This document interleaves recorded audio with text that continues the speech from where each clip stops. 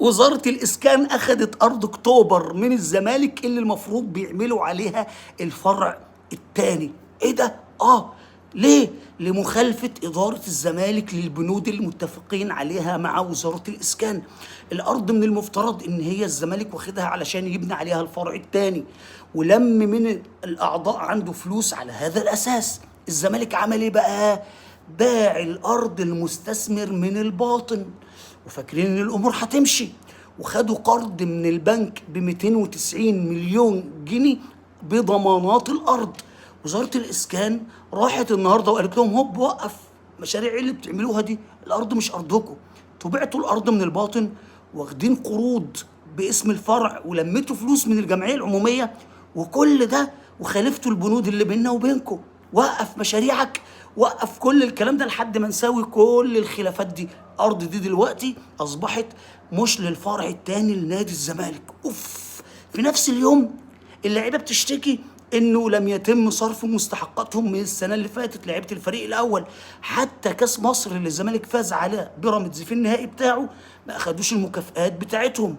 في نفس الوقت الناشئين بيشتكوا ان هم ما خدوش فلوس، وفي نفس الوقت اتحاد الكوره عاوز فلوس، واستاد القاهره له فلوس، واتحاد اليد والسله والطايره، كل الاتحادات لها فلوس، كل اللعيبه لها فلوس. ايه ده؟ امال الزمالك ماشي ازاي؟ انتوا ماشيين اموركم ازاي يا جماعه؟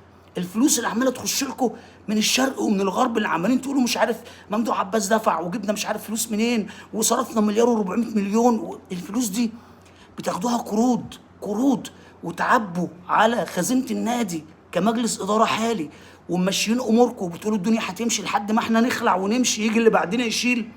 ما هو نفس اللي كان بيعمله مرتضى اللي انتوا بتشتكوا منه، ويرجعوا يقولوا انه الاهلي هو اللي بيبوظ الزمالك. يا ابني منكم فيكم، زي ما قال ميدو قبل كده، في ناس شله جوه النادي بتحارب النادي، انتوا منكم فيكم بتحاربوا بعض وبتسلطوا على بعض وبتشتكوا بعض وبترفعوا قضايا على بعض وبتبوظوا النادي بتاعكم. بقالكوا قد ايه بتلفوا في نفس الدايره؟ قد ايه؟ سنين من عشرات السنين وانتوا في نفس الدايره دي ما بتطلعوش منها. مجلس الاداره الحالي يمشي، يجي مجلس الاداره اللي بعديه يشتكي المجلس اللي قبليه، يخش في قضايا، وبعدين المحاكم تدخل ويرجعوا يشتكوا يقولوا دوله ايه؟ انت عاوز الدوله تصرف عليك وتأجر لك الاستاد وتشيل لك فلوس اتحاد، وكمان تديك فرع ارض في اكتوبر مئات الافدنه من الارض تديها لك ببلاش كده، ببلاش، وتاخد عليها قروض كمان بضماناتها 290 مليون واخدين قروض من البنوك. ايه يا ابني ده؟ ايه النادي